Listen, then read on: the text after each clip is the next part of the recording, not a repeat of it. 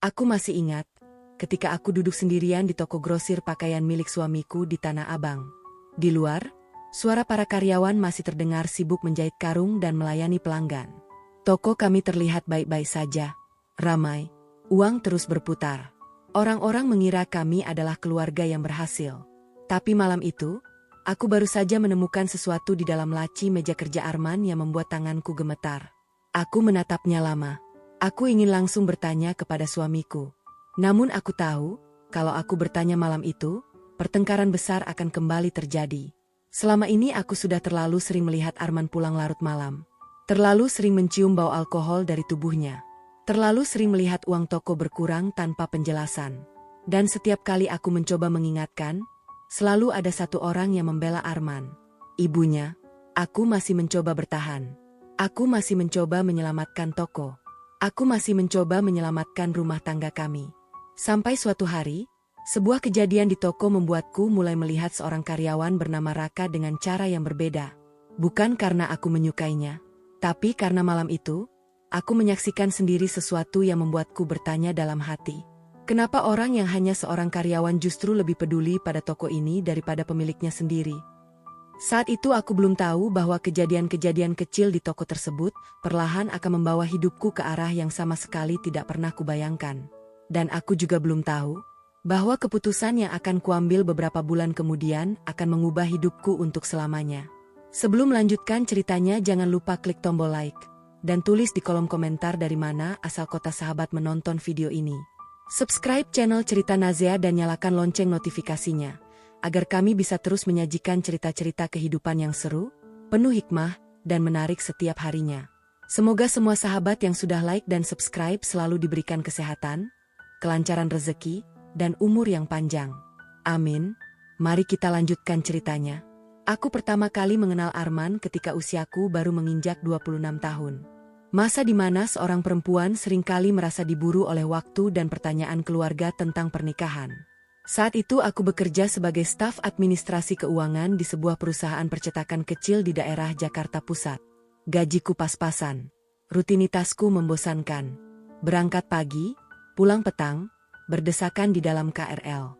Lalu, Arman datang sebagai salah satu pelanggan tetap di percetakan tempatku bekerja.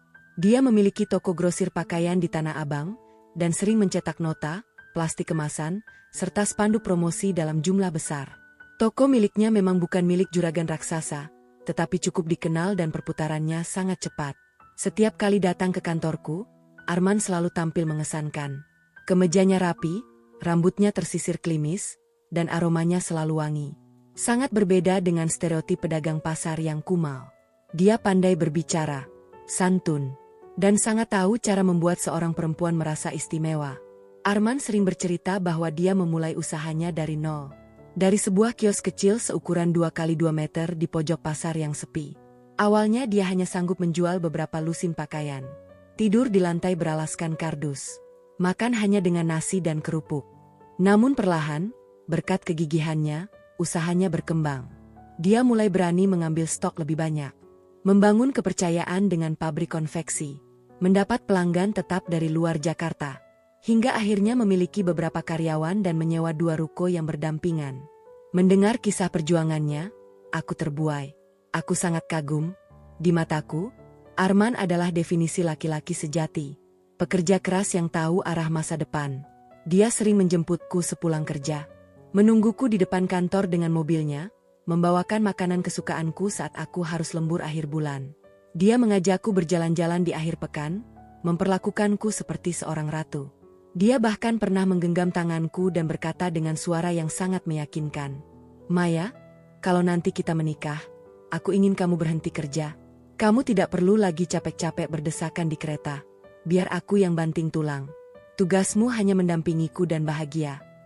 Kalimat itu terdengar seperti mantra yang menyihirku. Aku percaya padanya 100%. Aku pikir, Tuhan akhirnya menjawab doa-doaku. Aku menemukan pangeranku. Aku sama sekali tidak tahu bahwa hanya beberapa bulan setelah ijab kabul diucapkan, aku akan dipaksa berkenalan dengan sisi gelap dari dirinya. Sisi mengerikan yang selama masa pacaran berhasil dia tutupi dengan sangat sempurna. Kami menikah dengan pesta yang cukup meriah namun tetap elegan. Aku masih ingat betul hari itu. Aku mengenakan kebaya putih sederhana namun cantik. Arman memakai jas hitam yang gagah. Keluarga kami berkumpul. Tawa terdengar di mana-mana. Ibunya, ibu mertuaku, terlihat sangat bahagia. Beliau terus memelukku, mencium pipiku, dan memamerkanku kepada kerabat-kerabatnya. Saat itu aku justru bersyukur. Aku merasa sangat beruntung memiliki ibu mertua yang tampak begitu menyayangi dan menerimaku dengan tangan terbuka. Aku tidak pernah menyangka bahwa beberapa tahun kemudian, pelukan hangat perempuan itu akan berubah menjadi jerat yang mencekik napasku, dan menjadi salah satu alasan terbesar mengapa pernikahanku hancur lebur. Setelah menikah, sesuai janjinya, Arman memintaku berhenti dari perusahaan percetakan.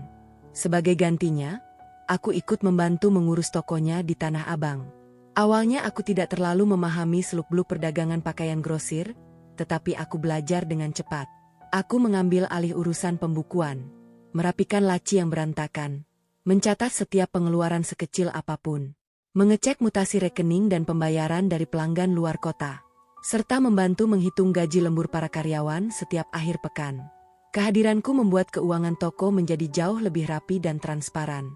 Arman tetap menjadi komandan. Dia yang mengurus keputusan besar, mencari model pakaian terbaru, dan melobi bos-bos konveksi. Pada tahun pertama, semuanya berjalan seperti mimpi yang indah.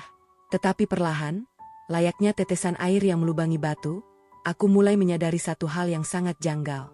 Setiap keputusan Arman, sekecil apapun itu, selalu dipengaruhi oleh ibunya. Kalau kami ingin membeli kendaraan baru untuk operasional toko, Arman tidak berdiskusi denganku. Dia langsung menelepon ibunya. Bahkan ketika kami ingin merencanakan liburan berdua untuk merayakan hari jadi pernikahan, Arman akan bertanya, "Maya, ibu kira-kira maunya liburan kemana ya?" Awalnya, aku berusaha berbaik sangka. Aku tidak keberatan. Aku justru berpikir positif. Alangkah baiknya memiliki suami yang sangat berbakti kepada ibunya. Bukankah surga anak laki-laki ada pada ibunya? Tetapi lama-kelamaan, rasanya batas antara berbakti dan bergantung menjadi sangat kabur. Aku merasa bahwa dalam rumah tangga kami, tidak hanya ada aku dan Arman. Ada 3 orang di atas ranjang kami. Aku, Arman, dan ibunya yang mengontrol segalanya dari kejauhan layaknya sutradara. Suatu malam, saat kami sedang bersantai di ruang TV, aku mencoba berbicara dari hati ke hati. "Men," panggilku pelan. "Menurutmu, kalau kita punya rencana atau masalah, sebaiknya kita berdiskusi berdua dulu sebelum lemparnya keluar." Arman yang sedang menatap layar ponsel mengerutkan kening. Tanpa menoleh dia menjawab, "Maksudmu keluar itu siapa, Ibu?" "Bukan begitu. Tapi kita ini suami istri, kepala keluarganya kamu." Dia meletakkan ponselnya dengan kasar. "Kenapa memangnya? Ibu itu lebih tua. Pengalamannya lebih banyak dari kita berdua digabung. Insting bisnisnya juga tajam." Aku mengangguk sabar. "Aku tahu, Mas. Aku sangat menghormati ibu. Tapi bukan berarti setiap hal kecil dalam rumah tangga kita harus menunggu stempel persetujuan dari ibu, kan? Kita berhak punya privasi." Wajah Arman langsung berubah merah. Dia tersinggung. "Kamu ini kenapa sih? Kamu tidak suka sama ibu? Kamu cemburu sama ibuku sendiri?" Aku terdiam. Dadaku sesak. Itulah masalah terbesarnya. Setiap kali aku mencoba membicarakan batasan yang sehat dalam rumah tangga, Arman selalu memutarbalikkan fakta. Dia memelintirnya seolah-olah aku adalah menantu durhaka yang membenci mertuaku. Padahal sama sekali tidak. Aku hanya ingin memiliki seorang suami, seorang pemimpin. Bukan anak laki-laki besar yang setiap langkah hidupnya harus didikte dan disetujui oleh ibunya. Perubahan sikap Arman mulai terlihat sangat drastis ketika pernikahan kami memasuki tahun kedua. Dia mulai sering pulang larut malam. Awalnya aku tidak curiga sama sekali. Toko grosir memang punya ritme gila. Kadang bongkar muat barang dari pabrik baru bisa dilakukan tengah malam agar tidak terkena macet atau razia. Aku selalu menyeduhkan teh hangat dan menyiapkan air mandi untuknya tanpa banyak bertanya. Sampai suatu malam, sekitar pukul 11:30, terdengar suara pagar besi rumah kami dibuka dengan kasar. Arman pulang. Begitu dia membuka pintu ruang tamu, aku yang sedang melipat pakaian langsung mencium bau yang tidak asing tapi sangat kubenci. Bau alkohol, menyengat, asam, bercampur dengan bau rokok yang pekat. Dia berjalan sedikit sempoyongan, menabrak meja kecil di dekat pintu. Aku segera berdiri. "Mas, kamu habis minum?" Arman tidak menjawab.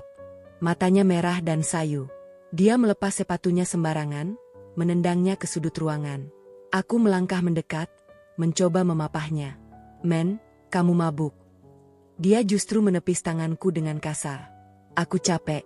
Maya, jangan mulai cerewet deh malam-malam," bentaknya dengan suara parau. Aku terkesiap. Menahan diri agar tidak menangis malam itu juga. Aku cuma nanya, "Mas, enggak biasanya kamu begini? Bisa diam enggak?" Dia mendengus kesal, lalu berjalan terhuyung masuk ke dalam kamar dan langsung merebahkan diri di kasur tanpa mengganti pakaian. Malam itu aku tidak tidur sedetik pun. Aku duduk sendirian di sofa ruang tamu yang remang-remang, memeluk lututku, sambil berpikir keras. Apa yang salah? Keesokan paginya, saat kepalanya sudah tidak pening, aku bertanya lagi dengan nada yang paling lembut. Arman akhirnya mengaku. Dia bilang semalam dia hanya minum sedikit, karena merayakan keberhasilan tender dengan teman-teman sesama bos grosir. Aku memohon padanya untuk tidak mengulanginya. Bahaya, Mas. Enggak baik buat kesehatan, juga buat bisnis kita. Dia hanya tertawa meremehkan. Mengelus kepalaku seolah aku anak kecil. Cuma sesekali, sayang. Namanya juga lobi bisnis. Kamu yang di rumah mana paham urusan laki-laki di lapangan. Aku mencoba percaya. Aku sangat ingin percaya. Tetapi ternyata, sesekali, itu adalah sebuah kebohongan besar. Bulan demi bulan berlalu, dan kebiasaan minumnya semakin sering. Dari sebulan sekali, menjadi seminggu sekali, hingga hampir setiap malam dia pulang dengan mata merah. Namun, alkohol ternyata hanya gerbang menuju neraka yang lebih dalam. Beberapa bulan kemudian, aku menemukan monster sesungguhnya yang menggerogoti suamiku. Judi. Semuanya terbongkar dari sebuah keteledoran kecil. Suatu sore di hari Minggu, Arman sedang tidur siang. Ponselnya yang tergeletak di meja makan terus-menerus bergetar. Ada belasan pesan masuk secara bertubi-tubi. Biasanya aku tidak pernah menyentuh ponselnya, tapi karena khawatir itu dari karyawan toko atau agen pengiriman yang penting, aku melihat layarnya. Pesannya singkat, tapi mematikan. "Bos, tagihan yang minggu lalu belum cair. Mau dilanjut atau di-cut nih akunnya? Men, transferan buat nutup kekalahan semalam ditunggu bandar." Jantungku seperti berhenti berdetak. Tanganku dingin. Ketika Arman bangun, aku langsung meletakkan ponselnya di hadapannya. "Ini apa, Mas?" Suaraku bergetar, berusaha menahan emosi. Arman melihat layar ponselnya. Wajahnya menegang sejenak, tapi sedetik kemudian dia merampas ponsel itu dengan kasar. "Kamu ngapain buka-buka HP aku?" Matanya melotot. "Aku nggak sengaja lihat karena bunyi terus." "Mas, kamu main judi? Bukan urusanmu, enggak usah ikut campur." Aku menatapnya dengan perasaan hancur lebur. "Mas, tolong jawab jujur. Sejak kapan?" Dia membuang muka, mendengus. "Udah lama. Puas kamu?" Aku menangis sejadi-jadinya. Pertahananku runtuh. "Kenapa kamu nggak pernah cerita sama aku, Mas? Aku ini istrimu." Dia menjawab dengan sangat enteng, tanpa rasa bersalah sedikit pun. "Karena kalau aku cerita, kamu pasti ribut begini. Bikin pusing tahu nggak?"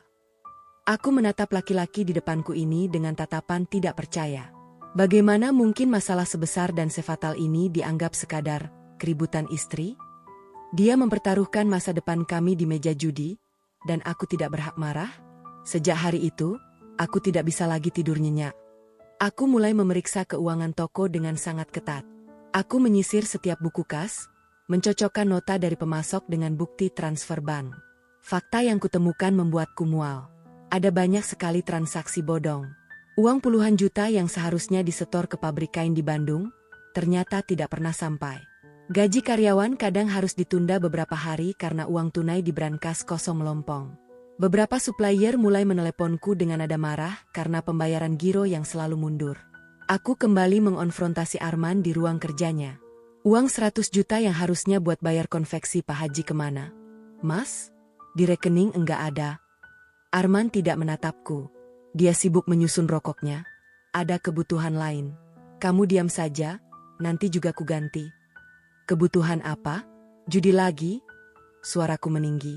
"Mas, sadar, Kalau kamu terus-terusan begini, toko kita bisa bangkrut. Karyawan mau makan apa? Arman menggebrak meja dengan sangat keras. Suaranya menggema di ruangan itu. Jangan pernah ngajarin aku soal bisnis. Maya, kamu pikir toko ini besar karena siapa? Karena aku? Aku bukan mau ngajarin kamu, Mas. Aku takut. Suaraku memelan, air mataku menetes. Kamu itu cuma istri. Tugasmu masak, urus rumah. Urusan perputaran uang di toko biar aku yang pegang. Paham? Kalimat itu mengiris hatiku hingga ke lapisan paling dalam. Ketika toko ini untung besar, ketika nama toko ini harum, aku dielu-elukan sebagai istri bos yang hebat di depan keluarganya. Tetapi ketika aku mencoba menyelamatkan kapal ini dari karam, aku tiba-tiba disingkirkan dan dianggap bodoh. Aku menghapus air mataku dan menatapnya dengan kecewa. Aku nggak peduli siapa yang jadi bos di toko ini, Mas. Aku cuma mau menyelamatkan suamiku. Aku mau menyelamatkan rumah tangga kita. Arman tidak menjawab. Dia mengambil kunci mobilnya, membanting pintu, dan pergi meninggalkan aku sendirian. Malam itu, seperti yang sudah kuduga, dia kembali dalam keadaan sangat mabuk, mengutukiku sepanjang malam. Dalam keputusasaan yang memuncak, aku merasa tidak sanggup lagi memikul beban ini sendirian. Aku butuh sekutu. Aku butuh seseorang yang kata-katanya masih didengar oleh Arman. Satu-satunya orang itu adalah ibu mertuaku. Keesokan harinya, aku nekat datang ke rumah mertuaku. Aku datang bukan untuk mencari masalah, bukan untuk menjelekkan anaknya. Aku datang memohon pertolongan, membawa setitik harapan bahwa kasih sayang seorang ibu bisa menyadarkan anaknya yang tersesat. Aku duduk di ruang tamu rumahnya, menunduk sambil meremas ujung bajuku. Bu, suaraku bergetar menahan tangis. Saya mohon bantuan ibu, tolong nasihati Mas Arman. Bu, dia kecanduan judi. Ibu mertuaku yang sedang mengupas apel berhenti sejenak. Beliau menatapku dengan tatapan yang sangat dingin. Tidak ada keterkejutan di wajahnya. Arman main judi? Tanyanya datar. Aku mengangguk cepat. Iya, Bu, sudah sering banget. Uang toko banyak yang habis dipakai untuk nutup utang judinya. Beliau menghela napas panjang, lalu meletakkan pisaunya. Bukannya memelukku atau marah pada kelakuan anaknya, kata-kata yang keluar dari mulutnya justru menghancurkan hatiku. Maya, namanya juga laki-laki. Bos besar pula. Wajar kalau dia lagi stres cari hiburan. Kamu sebagai istri jangan terlalu membesar-besarkan masalah sepele. Aku mendongak, menatapnya dengan syok. Masalah sepele, Bu? Puluhan juta uang supplier hilang. Karyawan nyaris enggak gajian. Kalau ini dibiarkan, toko bisa tutup. Bu? Ibu mertuaku tersenyum sinis. Arman itu anak pintar.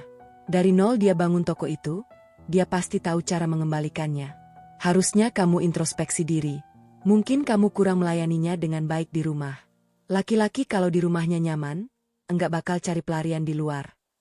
Jangan bikin suami merasa tidak dihargai di rumahnya sendiri, tambahnya dengan nada menusuk. Kalimat itu bagaikan vonis hukuman mati bagiku. Sebagai korban yang sedang mencari perlindungan, aku malah dituduh sebagai penyebab hancurnya kelakuan suamiku. Aku pulang hari itu dengan hati yang benar-benar hancur, mati rasa.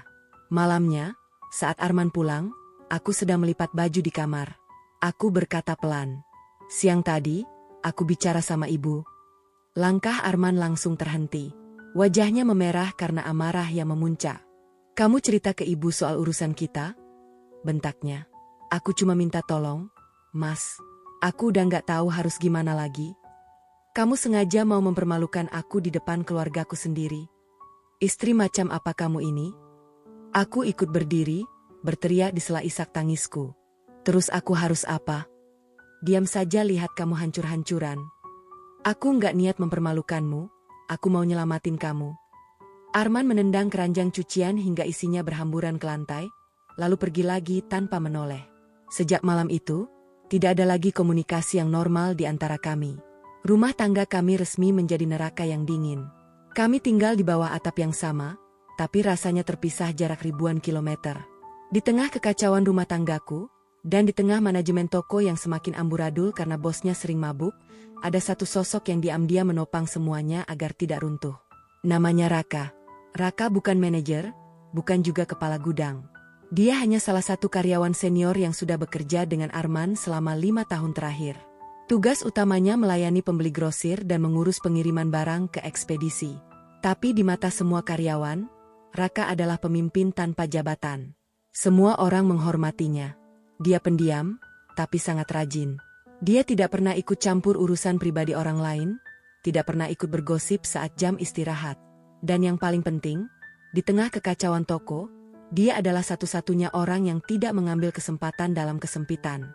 Ketika Arman tidak masuk kerja berhari-hari karena kalah judi dan mabuk berat, Rakalah yang mengambil inisiatif membuka rolling door toko tepat jam 7 pagi. Ketika ada 2 karyawan yang bertengkar masalah komisi, Raka yang menengahi dan mendamaikan. Ketika ada pelanggan marah-marah karena barangnya cacat atau pengirimannya terlambat akibat kelalaian Arman, Raka yang berdiri paling depan, menundukkan kepala, dan meminta maaf atas nama toko. Bahkan, saat truk bermuatan puluhan karung kain tiba di tengah malam dan kuli panggul sedang kurang orang, Raka melepaskan kemejanya dan ikut memanggul karung-karung seberat puluhan kilogram itu ke lantai 2. Dari meja kasir, aku sering memperhatikannya, melihat keringat yang membasahi bajunya. Melihat bagaimana sabarnya dia melayani pembeli cerewet. Pernah suatu sore, saat toko mulai sepi menjelang tutup, aku menghampirinya yang sedang menyapu lantai. "Raka, kamu nggak capek kerja seperti ini terus?" tanyaku. "Bapak kan jarang ada, bebanmu jadi double." Raka berhenti menyapu. Dia menatapku sebentar lalu tersenyum ramah. "Capek sih pasti, Bu Maya. Bohong kalau saya bilang nggak capek. Tapi kalau semua karyawan berhenti kerja karena capek, toko ini mandek. Kasihan teman-teman yang lain, Bu. Mereka butuh gaji buat keluarga di kampung." Aku tersenyum mendengarnya. Saat itu, sumpah demi Tuhan, aku sama sekali tidak memiliki perasaan romantis apapun kepadanya. Aku adalah istri sah dari bosnya. Tetapi aku menaruh rasa hormat yang luar biasa pada dedikasi dan cara pikirnya. Laki-laki ini punya integritas. Suatu hari, mimpi buruk itu akhirnya terjadi di siang bolong. Arman datang ke toko dalam keadaan mabuk, padahal waktu baru menunjukkan pukul 2 siang. Pasar sedang ramai-ramainya. Toko kami sedang dipenuhi pelanggan dari daerah. Arman masuk dengan jalan terhuyung-huyung, menyenggol tumpukan baju hingga berjatuhan. Seorang karyawan baru tanpa sengaja salah memasukkan ukuran baju ke dalam plastik pelanggan. Kesalahan kecil yang biasa terjadi di pasar. Tapi Arman meresponsnya seperti orang gila. Dia memaki karyawan itu dengan kata-kata kotor di depan banyak orang. Menunjuk-nunjuk wajahnya. Suasana toko seketika hening. Pelanggan ketakutan dan mulai berbisik-bisik. Aku yang baru keluar dari toilet terkejut melihat pemandangan memalukan itu. Aku mencoba maju untuk menarik suamiku, tapi Raka sudah lebih dulu bergerak. Raka melangkah maju, menempatkan tubuhnya di antara Arman yang mengamuk dan karyawan yang ketakutan itu. "Pak," kata Raka dengan suara yang sangat tenang namun tegas. "Biar saya yang urus barangnya. Bapak istirahat saja di belakang." Arman yang merasa otoritasnya ditantang, langsung membentak Raka. "Kamu anak buah jangan ikut campur. Berani kamu ngatur aku di tokoku sendiri?" Raka tidak bergeming. Dia tidak menunduk ketakutan, tapi juga tidak membalas dengan amarah. "Saya nggak ngatur, Pak. Saya cuma nggak ingin pelanggan kita lari karena melihat keributan. Kasihan nama baik toko Bapak." Arman mengangkat tangannya, hampir melayangkan pukulan ke wajah Raka. Aku memekik tertahan. Namun entah karena pusing atau karena kewibawaan Raka yang tenang, tangan Arman turun. Dia hanya mendengus keras, lalu berjalan gontai menuju ruang belakang. Setelah Arman menghilang di balik pintu, Raka menoleh ke arah pelanggan yang tegang, tersenyum sopan seolah tidak terjadi apa-apa, dan berkata, "Mohon maaf atas ketidaknyamanannya, ibu-ibu, bapak-bapak. Bos kami sedang kurang sehat. Mari, silakan dipilih lagi barangnya. Yang tadi salah ukuran biar saya tukar langsung ke gudang." Setelah suasana kembali normal, Raka menoleh ke arah karyawan yang lain. "Sudah, jangan diliatin terus. Lanjut kerja." Tidak ada satupun yang berani membantah. Semuanya kembali fokus. Aku berdiri mematung di sudut meja kasir, menatap punggung Raka. Saat itulah sebuah kesadaran menghantam hatiku dengan sangat keras. Laki-laki yang berstatus suamiku, yang seharusnya menjadi pelindung dan tiang penyangga keluarga ini, justru sedang menghancurkan semuanya dengan tangannya sendiri. Sedangkan laki-laki asing ini, yang statusnya hanya sebagai karyawan yang digaji bulanan, Justru mempertaruhkan dirinya untuk menjaga agar bangunan ini tetap berdiri tegak. Paradoks itu membuatku menangis dalam diam. Kecanduan Arman semakin hari semakin di luar nalar. Dalam dunia judi, ada fase di mana seseorang tidak lagi bermain untuk mencari kesenangan, melainkan bermain untuk membalas dendam pada kekalahannya sendiri. Arman berada di fase itu. Kalau dia kalah, dia akan mencari pinjaman ke sana kemari untuk bermain lagi, yakin bahwa putaran selanjutnya akan mengembalikan uangnya. Kalau dia menang sedikit, dia menjadi rakus dan melipat gandakan taruhan, yang ujung-ujungnya habis juga. Suatu malam, dari balik pintu kamar mandi, aku mendengar dia berbicara di telepon dengan nada memohon. "Iya, bro, tolong tahan dulu ya. Besok sore pasti aku transfer. Barangnya lagi sepi ini. Amanlah, aku ini bos Tanah Abang, masa utang segitu aja kabur." Aku memejamkan mata. Aku tahu pasti, saldo di rekening toko saat itu tidak sampai 10 juta rupiah. Dia sedang menggali kuburannya sendiri. Karena tidak ingin ikut hancur saat kapal ini benar-benar tenggelam, aku mulai bertindak. Aku mulai menjual beberapa barang berharga milik pribadiku. Tas bermerek, perhiasan emas yang dulu kubeli dari gajiku sendiri, dan koleksi jam tangan. Uangnya tidak kuberikan ke toko, melainkan kugunakan untuk membayar tagihan listrik rumah, uang kebersihan pasar, dan mencicil utang ke supplier kain yang paling galak agar mereka tidak membawa preman ke toko. Ketika Arman menyadari barang-barangku hilang dari lemari, dia marah besar. "Tas kamu yang warna merah kemana? Jam tanganmu juga nggak ada. Kamu jual-jualin barang tanpa izin suami?" Aku membalas tatapannya dengan berani. "Iya, aku jual. Karena kita butuh uang buat makan dan bayar utang di pasar. Mas, aku bisa cari uangnya. Kamu merendahkan harga diriku." Aku tertawa miris. "Cari dari mana? Dari meja judi? Dari hutang sama rentenir?" Dia terdiam. Rahangnya mengeras. Aku menangis, suaraku melemah. "Mas tolong, berhenti. Ayo kita mulai dari awal. Jual ruko 1, bayar semua utang, kita tata lagi hidup kita." Dia menatapku tajam lalu berkata dengan nada congkak, "Aku bisa berhenti kapan saja aku mau. Enggak usah sok ngajarin." Tetapi dari buku psikologi yang pernah ku baca, orang yang paling tidak bisa berhenti adalah orang yang selalu berkata, "Aku bisa berhenti kapan saja." Sejak saat itu, aku mengambil keputusan bulat. Di pengadilan, tidak ada pihak yang benar-benar keluar sebagai pemenang. Aku kehilangan suami dan keluarga yang dulu kubanggakan. Arman kehilangan istri yang selama ini menutupi semua aibnya. Ibu mertuaku datang ke sidang terakhir, menatapku dengan pandangan penuh kebencian, seolah akulah penyihir jahat yang merusak masa depan putra kesayangannya. Tetapi aku tidak peduli. Rumah tangga kami runtuh bukan karena satu pertengkaran besar semalam.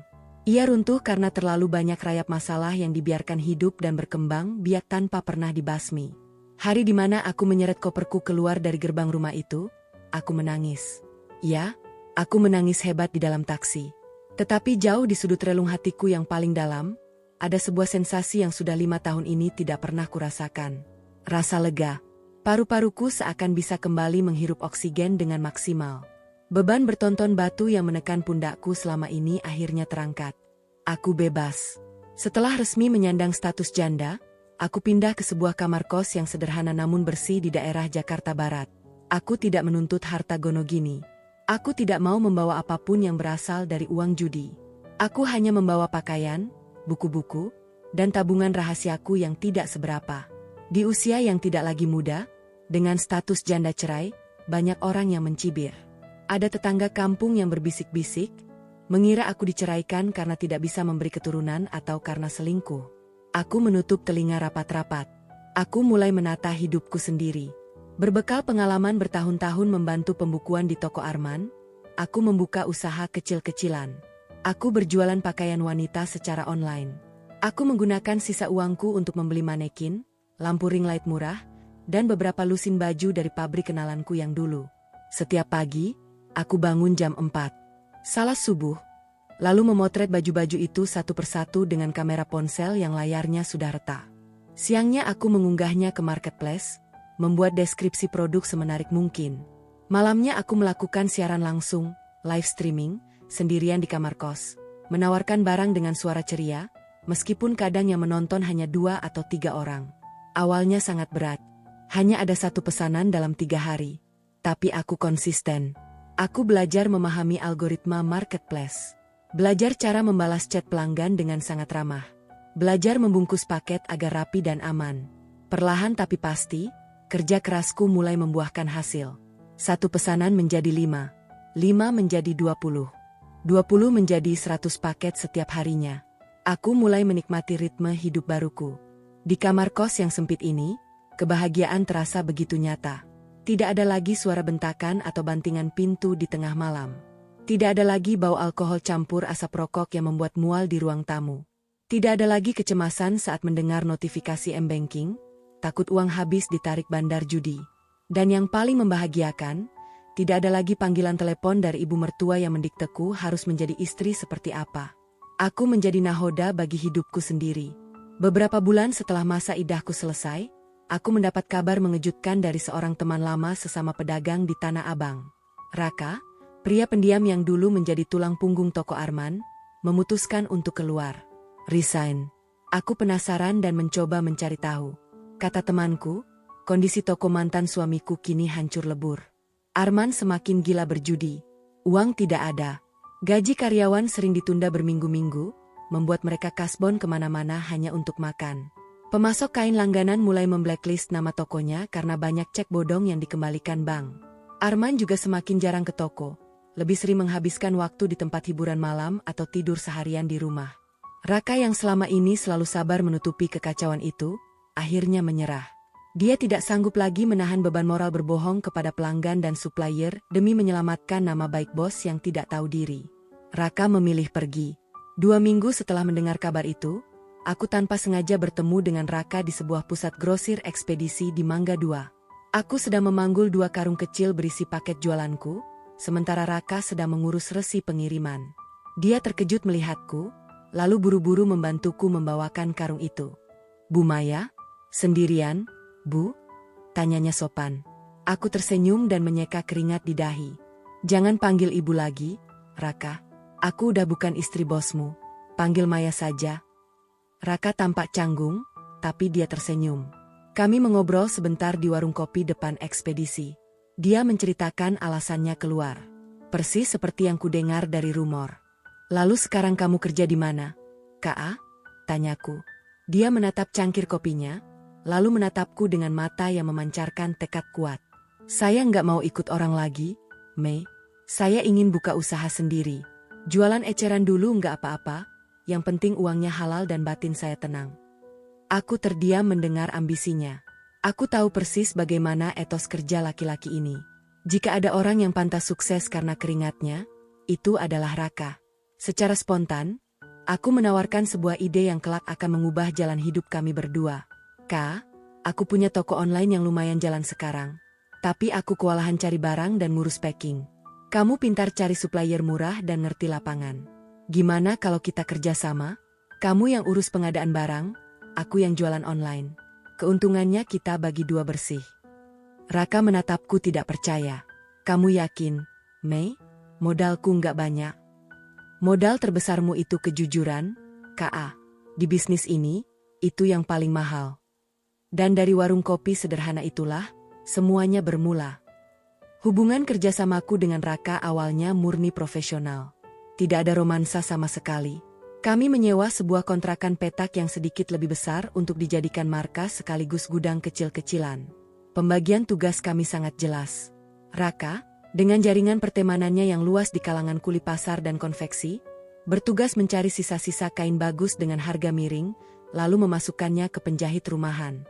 Sementara aku memegang penuh kendali atas foto produk, pemasaran, live streaming, dan pembukuan keuangan. Setiap keuntungan yang kami dapat, tidak pernah kami foya-foyakan. Kami putar kembali seluruhnya ke dalam bisnis. Membeli bahan lebih banyak, memperbanyak varian warna. Kami sering bekerja dari sehabis subuh hingga jam 11 malam tanpa henti. Makan nasi bungkus berdua di lantai gudang, berhadapan dengan gunungan plastik paket. Tentu saja, jalan kami tidak selalu mulus. Kami sering berbeda pendapat. Raka kadang terlalu idealis soal kualitas bahan yang membuat harga modal tinggi, sementara aku lebih realistis melihat daya beli pasar online yang menyukai harga murah. Tapi ada satu hal yang membuatku takjub padanya. Setiap kali kami berdebat hebat, Raka tidak pernah sekalipun membentakku. Dia tidak pernah meninggalkan ruangan dengan membanting pintu. Dia akan duduk, meminum air putih, lalu berkata, "Oke, coba jelaskan pelan-pelan maksudmu, Mei. Saya dengerin. Kami akan berdiskusi mencari jalan tengah." Aku perlahan mulai melihat sesuatu dalam diri Raka yang dulu tidak pernah, bahkan mustahil, kulihat pada diri Arman. Kedewasaan, rasa hormat, dan tanggung jawab sejati. Suatu malam hujan deras, lampu di gudang kami mati karena korsleting listrik. Kami baru saja selesai mengemas ratusan pesanan Harbolnas, hari belanja online nasional. Tangan kami pegal, pinggang kami sakit. Kami duduk bersebelahan di teras gudang, berteduh sambil menunggu hujan reda dengan hanya diterangi lampu senter ponsel. Raka menyalakan sebatang rokok, lalu menoleh ke arahku. "Maya, kamu nggak capek hidup seperti ini?" tanyanya lembut. Aku tertawa kecil, meluruskan kakiku yang pegal. "Capek, Kak. Bohong kalau badanku nggak rontok. Tapi capek yang seperti ini rasanya beda." Dia tersenyum penasaran. "Beda gimana?" Karena aku tahu persis untuk apa aku capek. Aku capek membangun mimpiku sendiri, bukan capek menutupi kebohongan orang lain. Raka terdiam cukup lama. Hujan semakin deras. Kemudian, dengan suara yang sedikit bergetar, dia berkata, "Mei, saya sebenarnya takut." "Takut apa?" tanyaku menoleh. "Saya takut. Perasaan kagum saya ke kamu selama ini, cuma dianggap sebagai pelarian. Saya takut kamu berpikir saya memanfaatkan status sucimu sekarang." Jantungku berdebar sangat kencang. Aku tahu kemana arah pembicaraan ini. Aku memberanikan diri menatap matanya di tengah temaram cahaya. "Aku juga punya ketakutan yang sama, Kak," jawabku jujur. "Takut apa?" "Aku takut banget. Di luar sana, orang-orang, termasuk mantan suamiku dan keluarganya, akan mengira aku dekat sama kamu cuma buat ajang balas dendam. Buat pamer. Padahal, enggak sama sekali." Raka mematikan rokoknya, lalu mengangguk pelan. "Kalau begitu, jangan buru-buru. Kita fokus besarin usaha ini dulu. Kalau memang jodoh, omongan orang enggak akan bisa misahin kita." Kalimat yang sangat sederhana itu meluluhkan hatiku seutuhnya.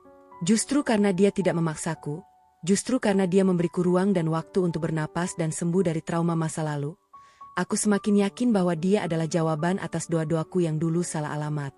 Dia tidak memanfaatkanku saat aku rapuh. Dia justru menjadi tongkat yang membantuku berdiri. 1,5 tahun berlalu sejak malam hujan lebat itu. Usaha kami melesat luar biasa. Toko online kami mendapatkan badge bergengsi di marketplace.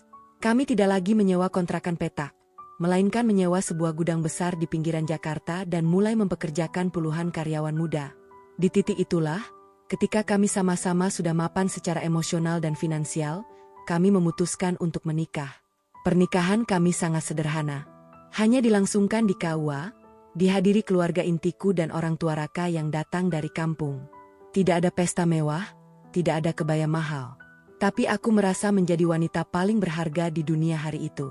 Tentu saja, berita pernikahan kami menyebar dengan cepat hingga ke telinga para pedagang di Tanah Abang. Banyak mulut yang nyinyir. Ada yang bilang ini konspirasi. Ada yang menuduh kami selingkuh di belakang Arman sejak lama. Ada yang mencibir bahwa Raka hanya mengincar hartaku, padahal kami memulai semuanya murni dari nol bersama-sama. Tapi aku sudah tidak lagi hidup untuk mengemis persetujuan orang lain. Aku menikah dengan Raka bukan karena dia pernah menjadi karyawan mantan suamiku.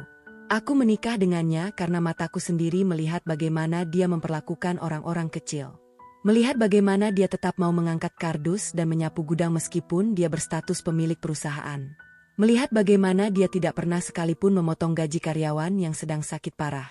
Dan yang terpenting, melihat bagaimana dia membuatku merasa sangat aman bernaung di bawah kepemimpinannya, tanpa merasa suaraku dibungkam atau kebebasanku dirampas. Setelah menikah, rezeki kami justru semakin melimpah. Bak pintu air yang dibuka lebar. Pesanan datang bukan hanya dari pembeli eceran, tapi partai besar dari luar Jawa. Raka yang dulu hanya karyawan, kini menjadi bos besar yang dihormati banyak pabrik konveksi. Tapi sifatnya tidak berubah sedikit pun. Pernah suatu hari, seorang penjahit mitra kami melakukan kesalahan potong kain yang membuat rugi jutaan rupiah. Aku sudah bersiap memarahi penjahit itu. Namun Raka mencegahku. Dia memanggil penjahit itu, memberinya segelas teh manis, dan bertanya pelan, Bapak lagi ada masalah di rumah? Kok potongannya melenceng semua hari ini? Ternyata anak penjahit itu sedang masuk rumah sakit karena DBD, dan dia tidak fokus karena memikirkan biaya. Alih-alih memecatnya, Raka justru memberikan pinjaman tanpa bunga untuk biaya rumah sakit, dan menganggap kain yang rusak sebagai sedekah. Jangan sampai kita memperlakukan orang yang mencari nafkah sama kita, seperti mesin yang nggak punya perasaan, Mei, kata Raka kepadaku saat itu. Aku menangis terharu mendengarnya. Aku teringat masa lalu. Dulu, di toko Arman, kesalahan kecil saja bisa membuat seorang karyawan dimaki habis-habisan di depan umum. Kini, aku bersuamikan seorang pemimpin sejati. Sementara itu, alam semesta seolah sedang menyeimbangkan neraca keadilannya. Kabar tentang Arman tetap sayup-sayup sampai ke telingaku melalui grup alumni pasar. Kondisinya semakin tragis. Toko grosir yang dulu menjadi kebanggaan keluarganya dan tempatku mengabdi bertahun-tahun, perlahan mati. Karyawan terbaiknya satu persatu pergi mencari majikan baru yang waras. Pemasok kain langganan menolak keras memberikan barang tanpa uang tunai di muka. Arman yang kecanduan judinya makin gila, mulai menjual aset-aset terakhirnya. Ruko pertama dijual murah untuk membayar rentenir. Ruko kedua digadaikan ke bank. Mobil pribadinya disita debt collector di tengah jalan. Dan ibu mertuaku, yang dulu selalu membelanya setinggi langit dan menyalahkanku atas segala hal, kini jatuh sakit. Stroke ringan akibat tekanan darah tinggi dan stres melihat kelakuan anaknya yang semakin liar tak terkendali. Mendengar semua itu, apakah aku bahagia? Apakah aku tertawa puas melihat karma bekerja? Jujur, dari dasar hatiku terdalam, tidak. Aku justru merasa sangat sedih dan prihatin. Karena jauh di masa lalu, aku pernah berdiri di sana. Aku pernah menangis, memohon, dan berdarah-darah mencoba menghentikan laju kereta yang akan menabrak jurang itu. Tetapi peringatanku dianggap angin lalu. Aku dianggap istri bawel yang durhaka. Kini, kereta itu benar-benar hancur berantakan di dasar jurang. Suatu pagi yang cerah, aku sedang mengecek laporan bulanan di kantorku saat sebuah pesan WhatsApp masuk dari nomor teman lamaku. Pesan itu sangat singkat, namun sukses membuat tubuhku mematung. Mei, rolling door toko Arman hari ini digembok sama pihak bank. Disita, tokonya udah resmi tutup permanen. Aku membaca deretan huruf di layar ponsel itu berulang-ulang. Aku tidak tahu harus berekspresi seperti apa. Toko itu, tempat itu, pernah menjadi bagian penting dalam sejarah hidupku. Aku pernah menghabiskan masa mudaku di sana. Pernah tertawa bersama karyawan saat makan rujak bersama. Pernah menghitung tumpukan uang tunai di laci kasir dengan tangan gemetar saking banyaknya. Pernah berharap menua di tempat itu. Sekarang, semuanya hanya tinggal debu kenangan. Semuanya berakhir. Nol. Aku mengetik balasan dengan jari yang kaku. Innalillahi. Semoga Mas Arman dan keluarganya diberikan kesabaran dan jalan keluar yang baik. Raka yang baru masuk ke ruangan membawa 2 cangkir kopi, menyadari perubahan di wajahku. Kenapa, Mei? Ada retur barang? Tanyanya sambil meletakkan kopi di mejaku. Aku menggeleng pelan, menatap suamiku. Kabar dari pasar, K.A. Toko Arman, hari ini disita bank.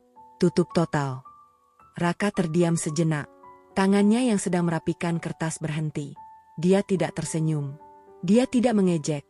Apalagi membusungkan dada merasa menang dari mantan majikannya.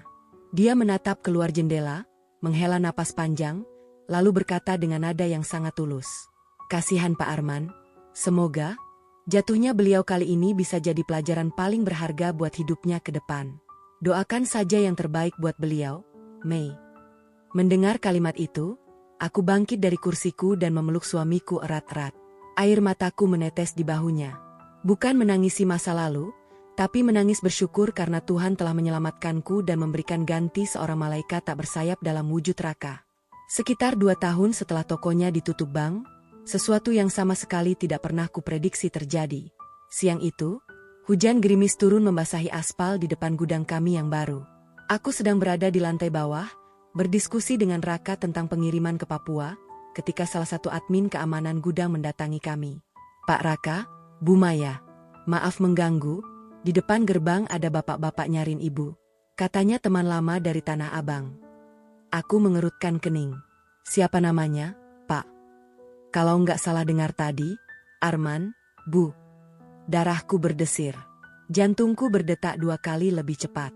Aku refleks menoleh ke arah Raka. Suamiku tampak tenang.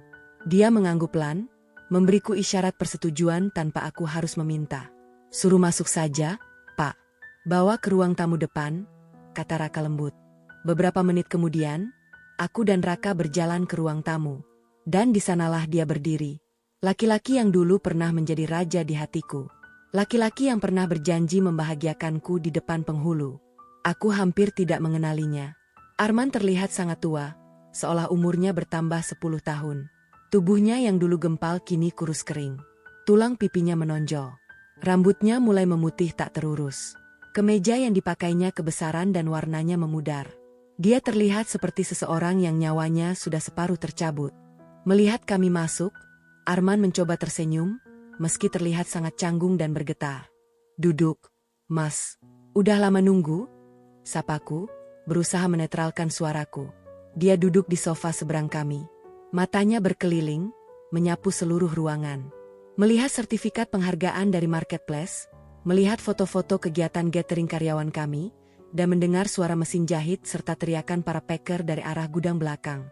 Dia menunduk, meremas jari-jarinya sendiri. Maya, Raka, maaf aku lancang datang ke tempat kalian tanpa ngabarin dulu. Suaranya parau dan bergetar. Enggak apa-apa, Pak Arman. Ada yang bisa kami bantu? Balas Raka santun, masih menggunakan panggilan hormatnya yang dulu. Arman menggeleng cepat. Enggak, aku kesini bukan mau pinjam uang atau cari kerja. Kak, tolong jangan salah sangka. Dia menatapku tepat di mata. Ada lautan penyesalan di sana yang dulu tidak pernah kulihat. Kalian luar biasa, gumamnya pelan. Kamu berhasil, Mei. Aku membalas tatapannya dengan senyum tipis. Kami berhasil, Mas. Berdua. Arman tersenyum getir, menatap Raka. Kau dulu, waktu kamu kerja di tokoku, aku sering meremehkanmu. Aku anggap kamu cuma kacung pasar yang bisanya cuma nurut dan angkat barang. Raka tetap diam, mendengarkan dengan penuh empati. Arman melanjutkan dengan suara tersendat, menahan tangis yang mendesak di tenggorokannya. Ternyata aku yang buta. Berliannya ada di depan mataku, tapi aku yang terlalu sombong.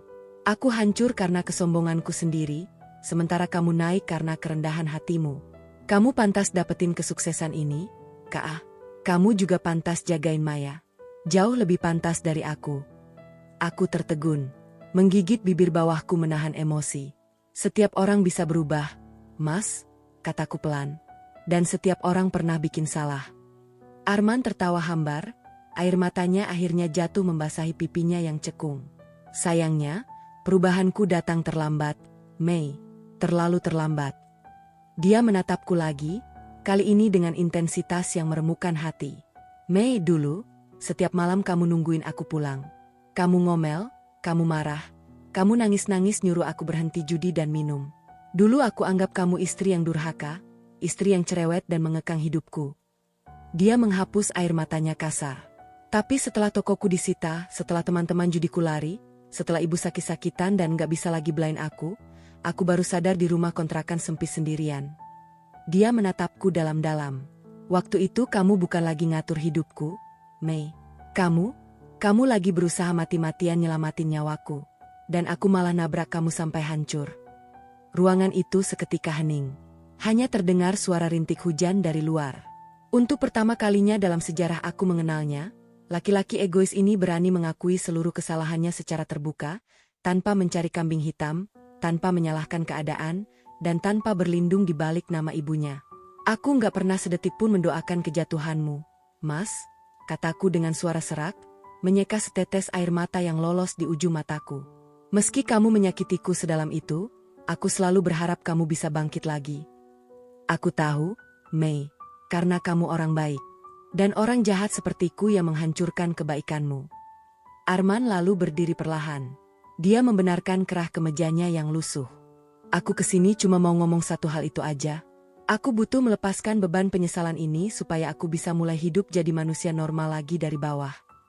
Sebelum melangkah pergi, Arman menunduk sedikit ke arahku.